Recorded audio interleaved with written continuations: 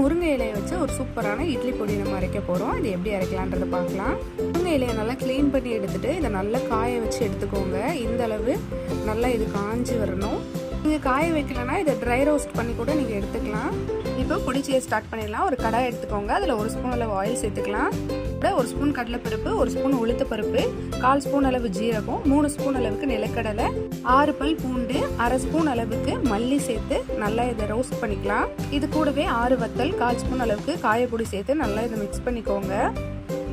இப்போ பருப்பு எல்லாமே கலர் சேஞ்ச் ஆகி வரும். இந்த சமயத்தில் இதை ஆஃப் பண்ணிட்டு ஆற வச்சிடலாம். பருப்பு எல்லாம் நல்லா ஆறினதுக்கு அப்புறமா இதை ஒரு மிக்சர் ஜாரில் சேர்த்துக்கலாம்.